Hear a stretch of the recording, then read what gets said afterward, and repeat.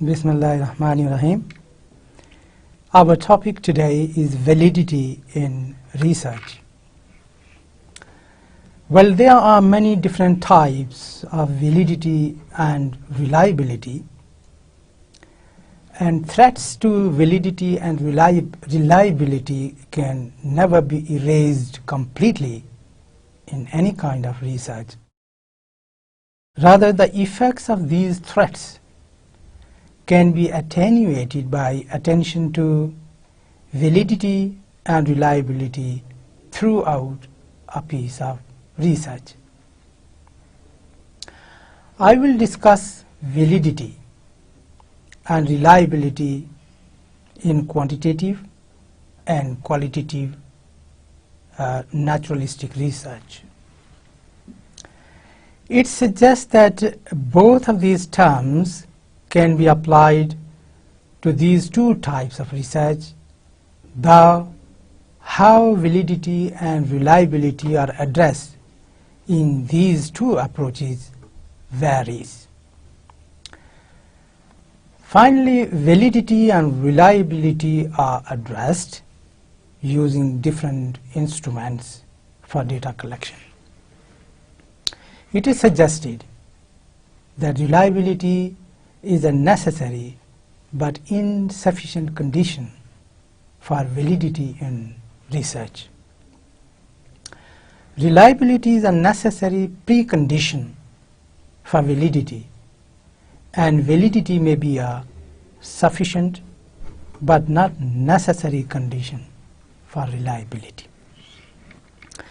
We'll begin with the definition of validity and then different types of validity first, and on reliability there would be a separate lecture sometimes later in this week. So, definition of validity. Validity is an important key to effective research.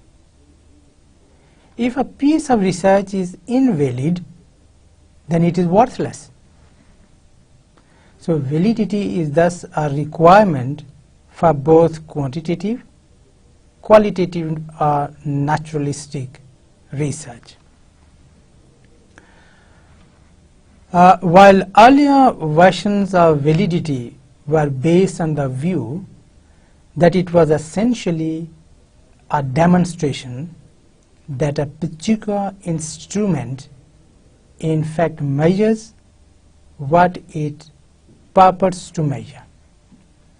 More recently, validity has taken many forms. For example, in qualitative data, validity might be addressed through the honesty, depth, richness, and scope of the data the participants approached, the extent of triangulation, and the disinterestedness or objectivity of the researcher. In quantitative data, validity might be improved through careful sampling, appropriate instrumentation, and appropriate statistical treatments of the data. It is impossible for research to be 100% valid. That is the optimism of perfection. Quantitative research possesses a measure of standard error which is inbuilt and which has to be acknowledged. In qualitative data, the subjectivity of respondents, their opinions, attitudes, and perspectives together contribute to a degree of biasness. Validity then should be seen as a matter of degree rather than as an absolute state. Hence, at best, we strive to minimize invalidity and maximize validity. So, there are several different kinds of validity, and some of them I have just noted here. Well, kinds of validity are: there is the content validity, criterion-related validity, construct validity, internal validity,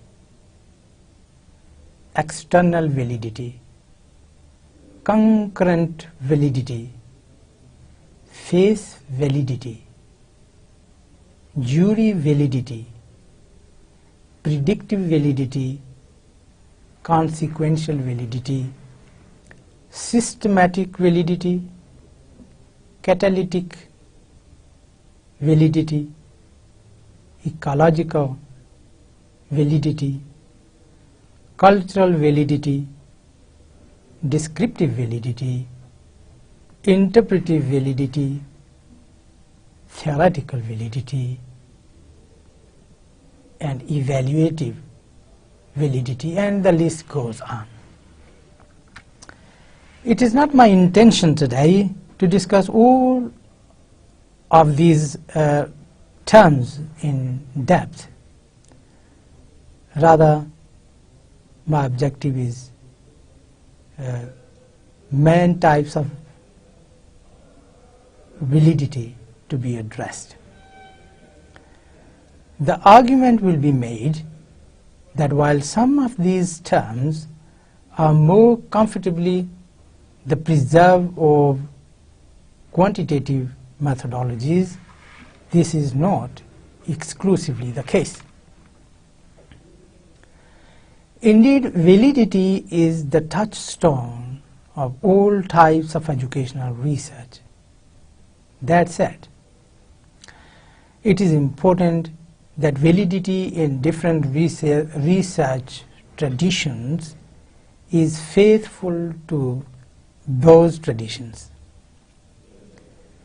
It would be absurd to declare a piece of research invalid if it were not striving to meet certain kinds of validity, for example, generalizability, replicability, and controllability.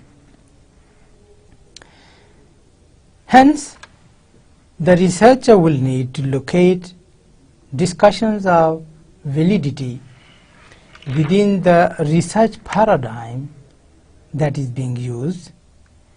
This is not to suggest, however, that research should be paradigm bound. That is a recipe for stagnation and conservatism. Nevertheless, validity must be faithful to its premises, and positivist research has to be faithful to positivist principles. For example, some of the features of positivistic research its features are controllability. Quantitative research is controlled research.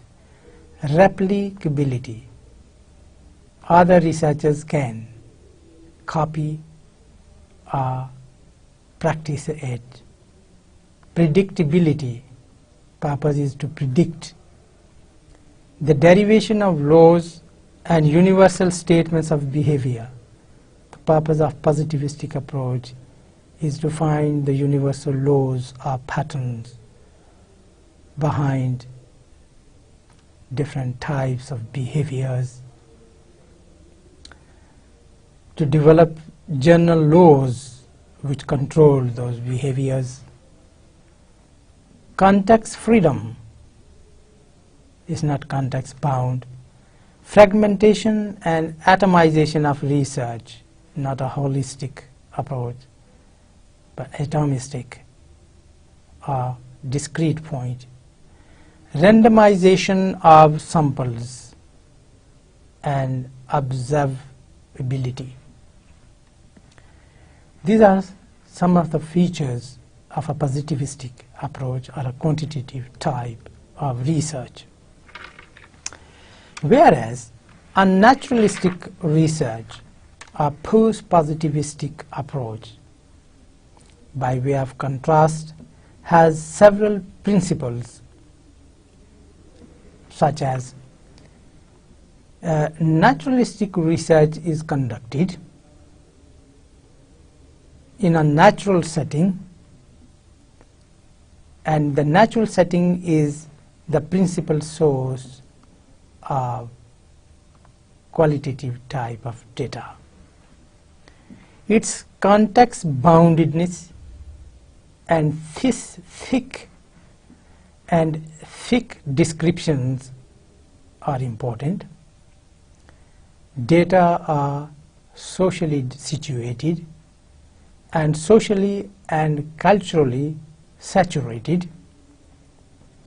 The researcher is part of the researched world, not detached or away from it. As we live in an already interpreted world, a doubly hermeneutic exercise is necessary to understand others' understandings of the world. The paradox here is that the most sufficiently complex instrument to understand human life is another human, but this risks human error in all its forms. So there should be holistic approach or holism in the research. That is an important feature of naturalistic research. The researcher, rather than a research tool, is the key instrument of naturalistic research.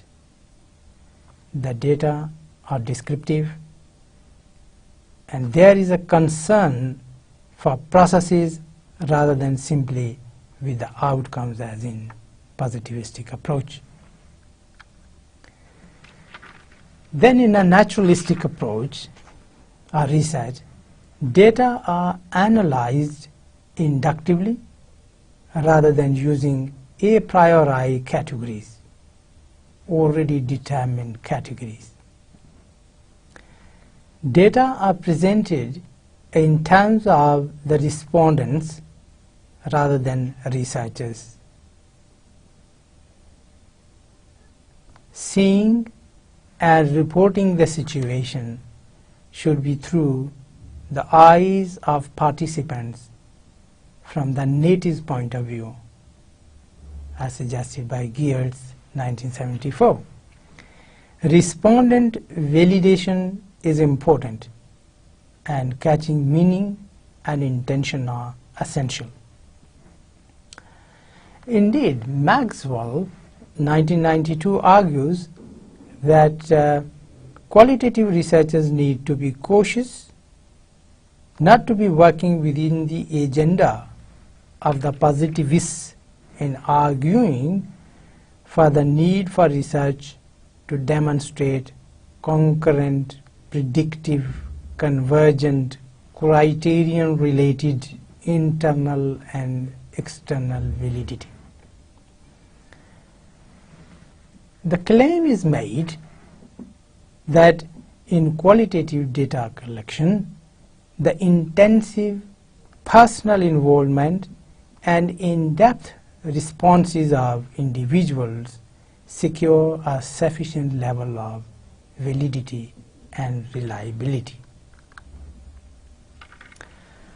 Maxwell, in his work 1992, argues for 5 kinds of validity in qualitative methods that explore his notion of understanding. And what are those I summarize them over here. Number one, descriptive validity, which means the factual accuracy of the account, that it is not made up, selective or distorted. In this respect, validity subsumes reliability.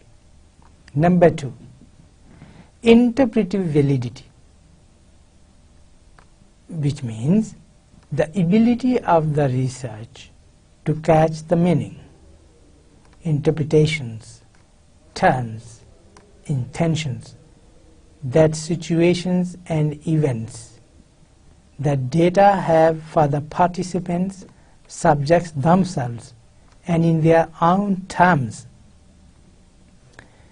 Number three is the theoretical validity.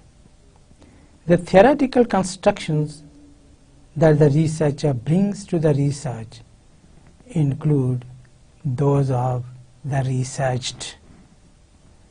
And number four, generalizability, the view that the theory generated may be useful in understanding other similar situations. And number five, evaluative validity. Evaluative validity means the application of an evaluative, judgmental of that which is being researched, rather than a descriptive, explanatory or interpretative framework.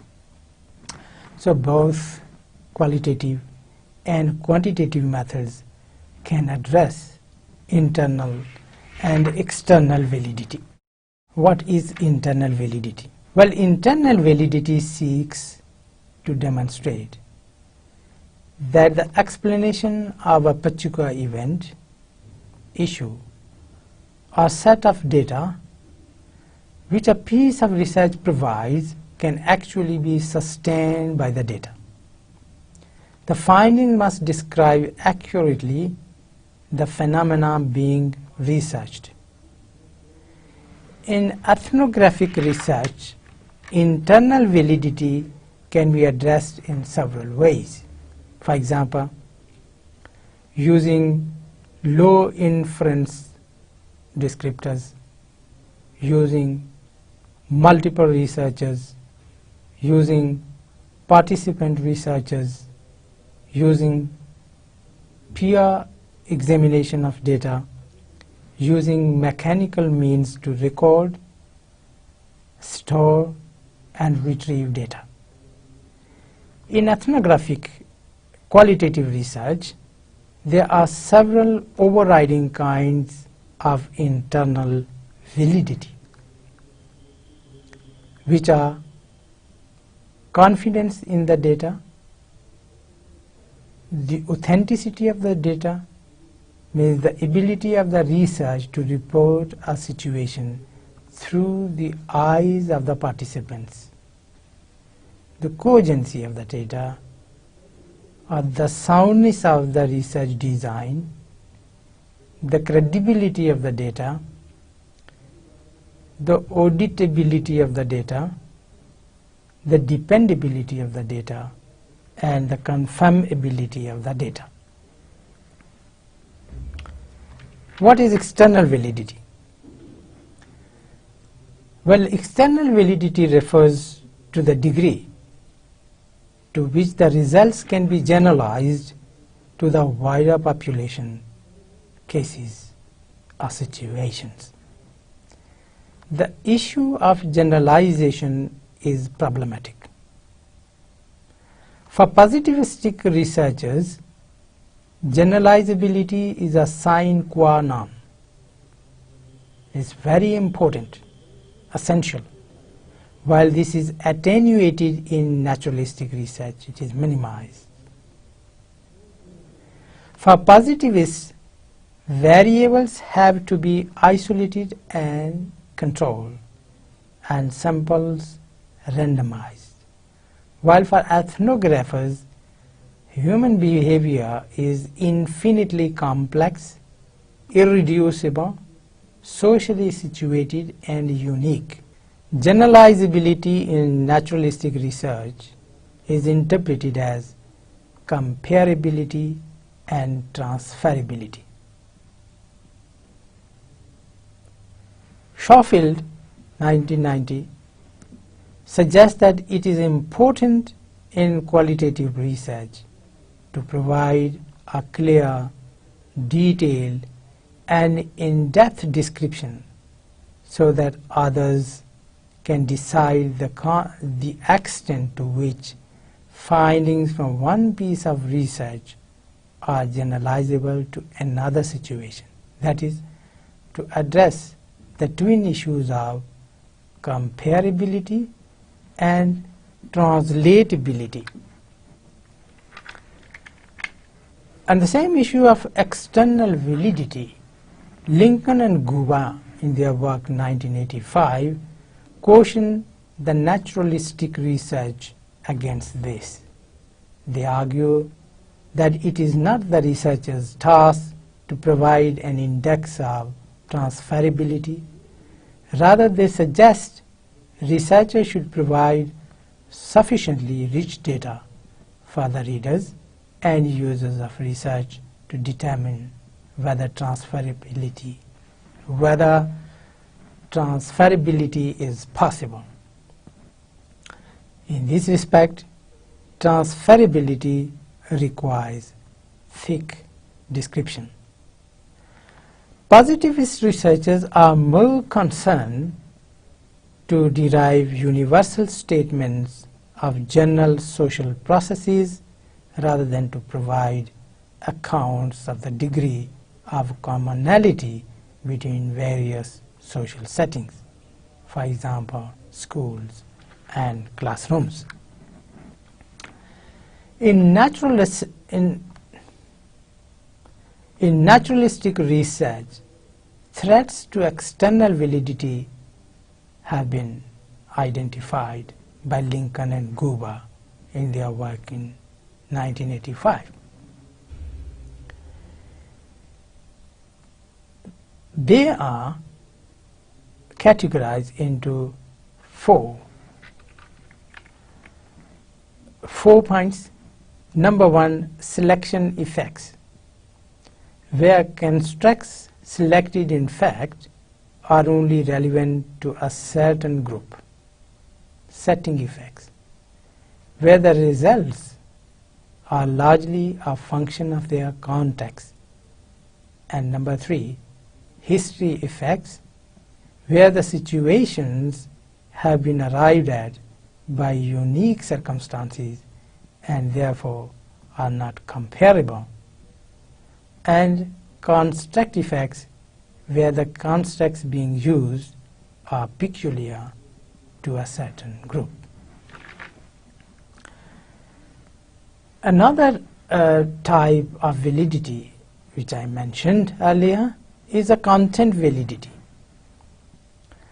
To demonstrate this form of validity, the instrument must show that it fairly and comprehensively covers the domain or items that it purports to cover.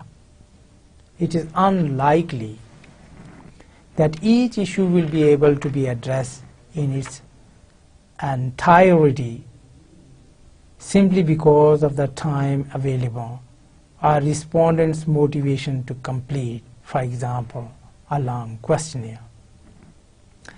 If this is the case, then the researcher must ensure that elements of the main issue to be covered in the research are both a fair representation of the wider issue under investigation, and that the elements chosen for the research sample are themselves addressed in depth and breadth. So careful sampling of items is required to ensure their representativeness. For example, if the researcher wished to see how well a group of students could spell 1,000 words in French, but decided to have a sample of only 50 words for the spelling test, then that test would have to ensure that it represented the range of spellings in the 1,000 words. By ensuring that the spelling rules had all been included, or possible spelling errors had been covered in the test in the proportions in which they occurred in the 1,000 words.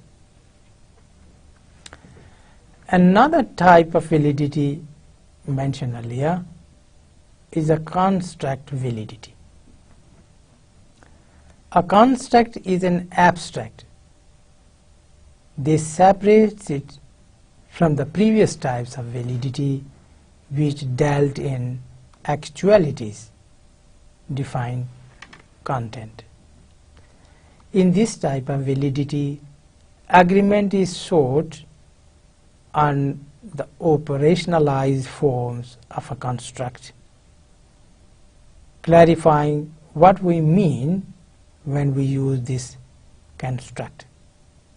Hence, in this form of validity, the articulation of construct is important. Is the researcher's understanding of this construct similar to that which is generally accepted to be the construct? For example, let's say that the researcher wished to assess a child's intelligence, assuming for the sake of this example that it is a unitary quality. The researcher could say that he or she construed intelligence to be demonstrated in the ability to sharpen a pencil. How acceptable a construction of intelligence is this? Is not intelligence something else? For example, that which is demonstrated by a high result in an intelligence test? Well, to establish construct validity, the researcher would need to be assured that his or her construction of a particular issue agreed with other constructions of the same underlying issue, for example, intelligence, creativity, anxiety, motivation.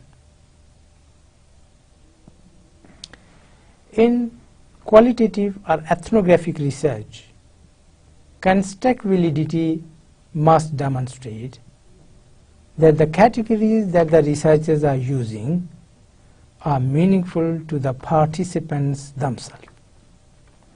That is, that they reflect the way in which the participants actually experience and construe the situations in the research, that they see the situation through the actor's eyes. Another kind of validity discussed, mentioned in earlier, is called ecological validity. In quantitative positivistic research, variables are frequently isolated, controlled, and manipulated in contrived settings. For qualitative naturalistic research, a fundamental premise is that the researcher deliberately does not try to manipulate variables or conditions, that the situation in the research occur naturally. The intention here is to give accurate portrayals of the realities of social situations in their own terms, in their natural, conventional settings. In education, In education, ecological validity is particularly important and useful in charting how policies are actually happening at the chalk face. For ecological validity to be demonstrated, it is important to include and address in the research as many characteristics in and factors of a given situation as possible. The difficulty for this is that the more characteristics are included and described, the more difficult it is to abide by central ethical tenets of much research, like non-traceability, anonymity, and non-identifiability. Another kind of validity is a cultural validity. Cultural validity is like ecological validity. This is particularly an issue in cross-cultural, intercultural, and comparative kinds of research, where the intention is to shape research so that it is appropriate to the culture of researched, and where the researcher and the researched are members of different cultures. So cultural validity is defined as the degree to which a study is appropriate to the cultural setting where research is to be carried out. So cultural validity applies at all stages of the research and affects its planning, implementation, and dissemination. It involves a degree of sensitivity to the participants, cultures, and circumstances being studied. Well, there are certain questions the researchers may face in case of the validity, cultural validity. Is the research question understandable and of importance to the target group? Is the researcher the appropriate person to conduct the research? Are the sources of the theories that the research is based on appropriate for the target culture? How do researchers in the target culture deal with the issues related to the research question, including their method and findings? Are appropriate gatekeepers and informants chosen? Are the research design and research instruments ethical and appropriate according to the standards of the target culture? How do members of the target culture define the salient terms of the research? Are documents and other information translated in a culturally appropriate way? Are the possible results of the research of potential value and benefit to the target culture? Does interpretation of the results include the opinions and views of members of the target culture? Are the results made available to members of the target culture for review and comment? Does the researcher accurately and fairly communicate the results in their cultural context to people who are not members of the target culture?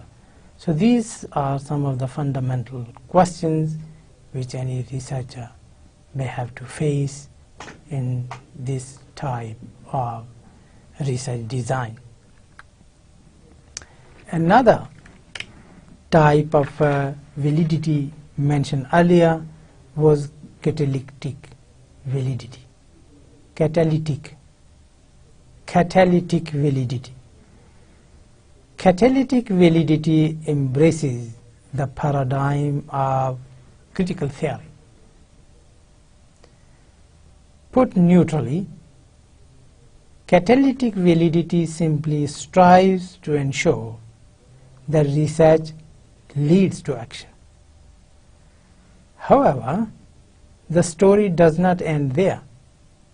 For discussions of catalytic validity are substantive, like critical theory, catalytic validity suggests an agenda.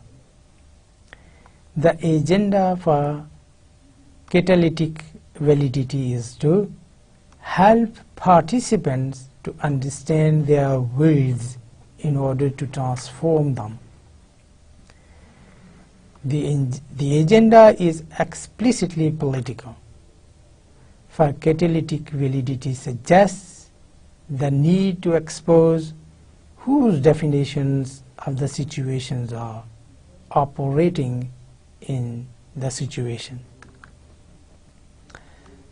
Lincoln and Guba 1986 suggests that the criterion of fairness should be applied to research, meaning that it should not only augment and improve the participants' experience of the world, but also improve the empowerment of the participants. So, catalytic validity, a major feature in feminist research, which needs to permeate all research. Catalytic validity requires solidarity in the participants, an ability of the research to promote emancipation, autonomy, and freedom within a just, egalitarian, and democratic society, to reveal the distortions, ideological deformations, and limitations that reside in research, communication, and social structures. Validity, it is argued, is no longer an ahistorical given, but contestable, suggesting that the definitions of valid research reside in the academic communities of the powerful. So catalytic validity reasserts the centrality of ethics in the research process, for it requires researchers to interrogate their allegiances, responsibilities, and self-interestedness. Another kind of validity is called consequential validity. It is partially related to catalytic validity,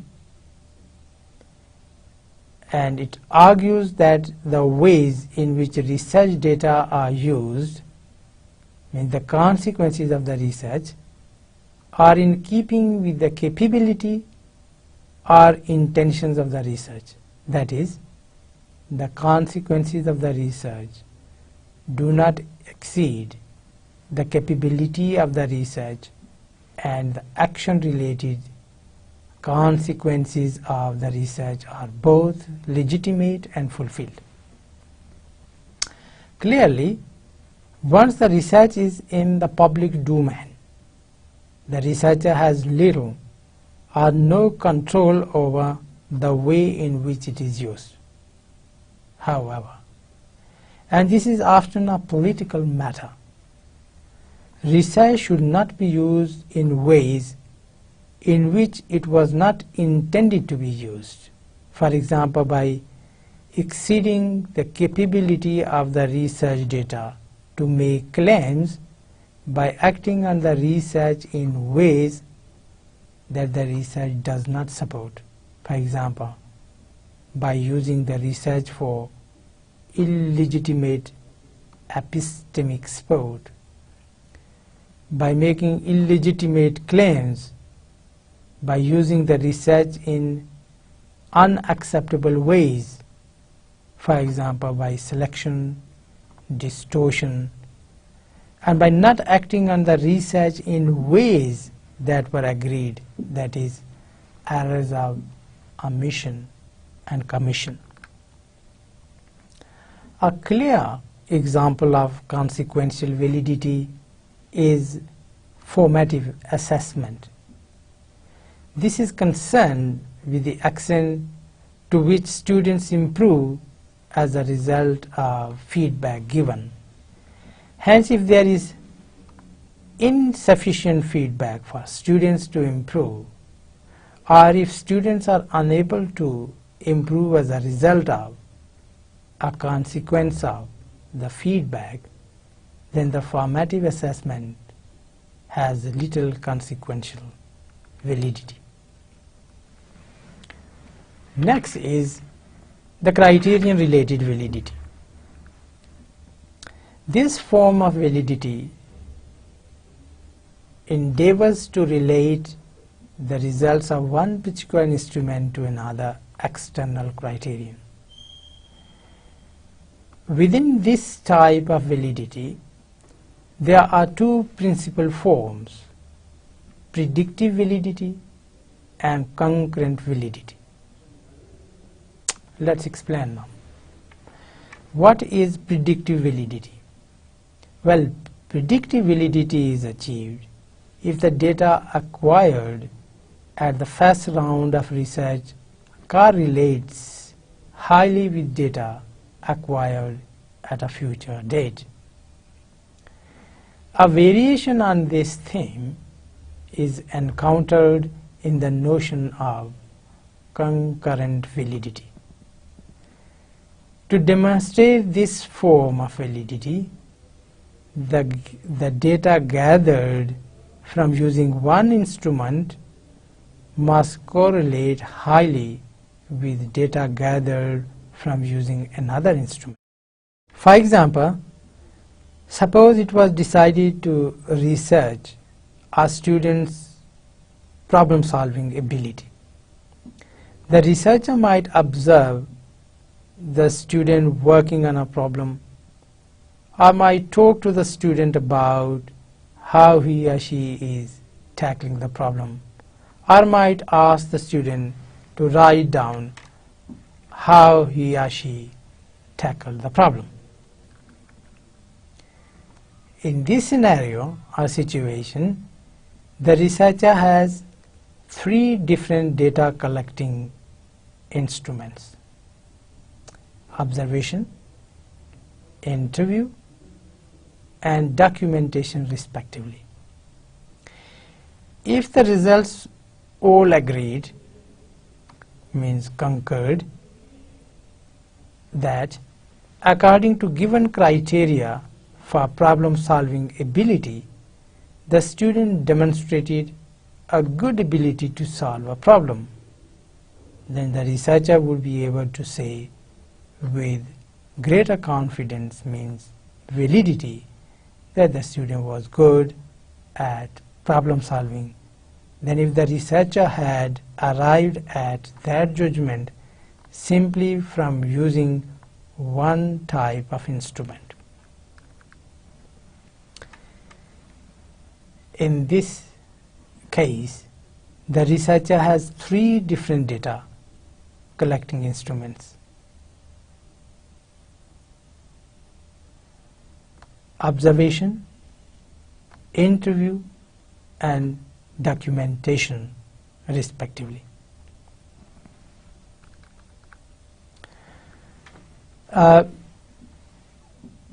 Well, the next point is the triangulation.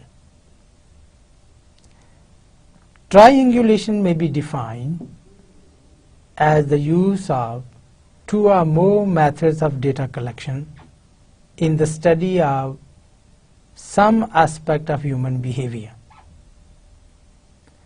the use of multiple methods, or the multi-method approach, as it is sometimes called, contrasts with the ubiquitous but generally more vulnerable single method approach that characterizes so much of research in the social sciences.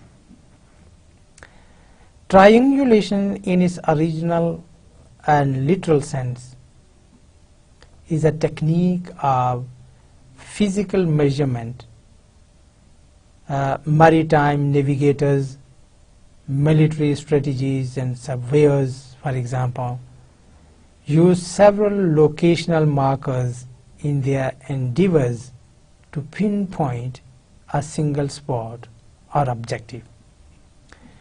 By analogy, triangular techniques in the social sciences attempt to map out or explain more fully the richness and complexity of human behavior by studying it from more than one standpoint, and in so doing, by making use of both quantitative and qualitative data. Triangulation is a powerful way of demonstrating concurrent validity, particularly in qualitative research. The advantages of the multi-method approach in social research are manifold, and I will examine just two of them. First, whereas the single observation in fields such as medicine, chemistry, physics normally yields sufficient and unambiguous information on selected phenomena, it provides only a limited view of the complexity of human behavior and of situations in which human beings interact.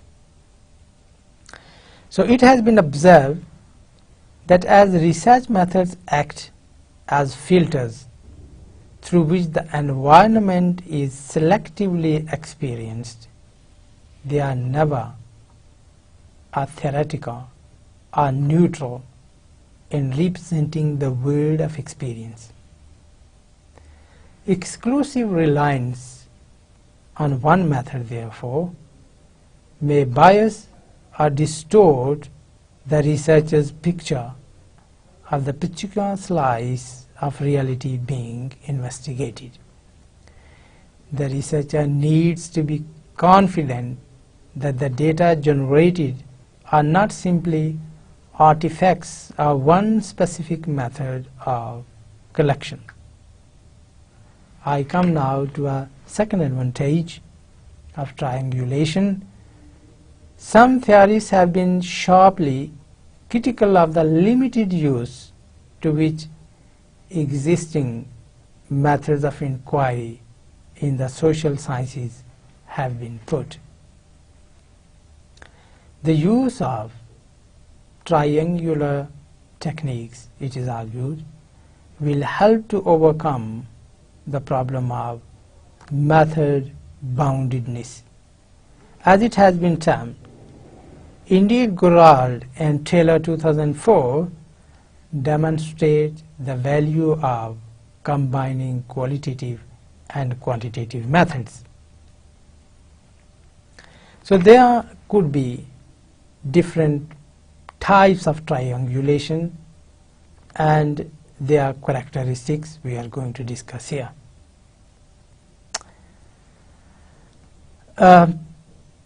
We have just seen how triangulation is characterized by a multi-method approach to a problem in contrast to a single method approach. Dennis in 1970s has, however, extended this view of triangulation to take in several other types as well as the multi-method kind, which he terms methodological triangulation. They are time triangulation, number one. This type of triangulation attempts to take into consideration the factors of change and process by utilizing cross-sectional and longitudinal designs. Number 2 is a space triangulation. This type attempts to overcome the parochialism of studies conducted in the same country or within the same subculture by making use of cross-cultural techniques. And combined levels of triangulation, this type uses more than one level of analysis from the three principal levels used in the social sciences, namely the individual level, the interactive level in groups, and the level of collectivities, organizational, cultural, or societal. And number 4 is a theoretical triangulation. This type draws upon alternative or competing theories in preference to utilizing the viewpoint only. And number 5 is the investigator triangulation. And this type engages more than one observer.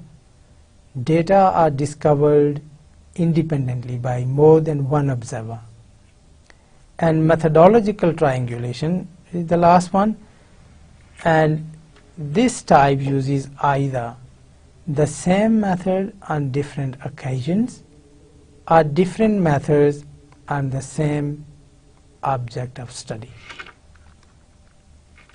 So many studies in the social sciences are conducted at one point only in time, thereby ignoring the effects of social change and process.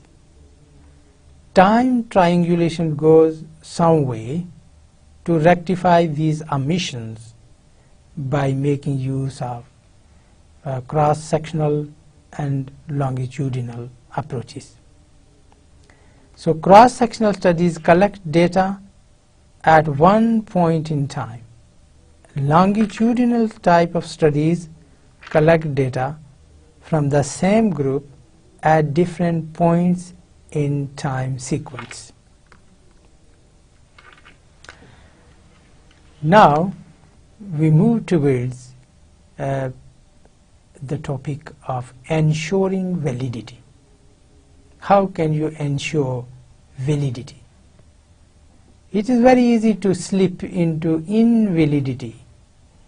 It is both insidious and pernicious, as it can enter at every stage of a piece of research.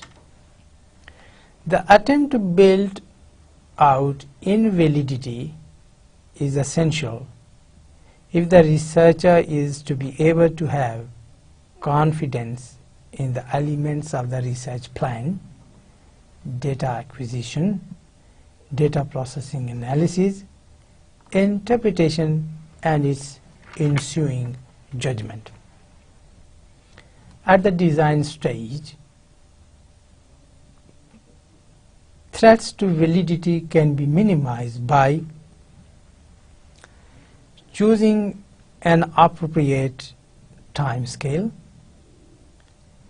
ensuring that there are adequate resources for the required research to be undertaken, ensuring that there are adequate resources for the required research to be undertaken, selecting an appropriate methodology for answering the questions, selecting appropriate instrumentation for gathering the type of data required, using an appropriate sample, one which is representative, not too small or too large, demonstrating internal external content, concurrent, and construct validity, and operationalizing the constructs fairly. Ensuring reliability in terms of stability, means consistency, equivalence, split half analysis of test material. Selecting appropriate foci to answer the research questions. Devising and using appropriate instruments. Ensuring that readability levels are appropriate, avoiding any ambiguity of instructions, terms, and questions. Using instruments that will catch the complexity of issues. Avoiding leading questions. Ensuring that the level of test is appropriate. For example, neither too easy, not too difficult. Avoiding test items with little discriminability. Avoiding making the instruments too short or too long, and avoiding too many or too few items for each issue. Avoiding a biased choice of researcher or research term, insiders or outsiders as researchers. Well, that was about validity in research, and we discussed its definition, its meaning, its scope, its types, and different types of research designs in which validity is required, and how its concept has developed and expanded in different fields. The next topic related with validity is a reliability. So in the next session we'll discuss reliability in research, its types, its scope. Until that, goodbye, and thank you very much for listening.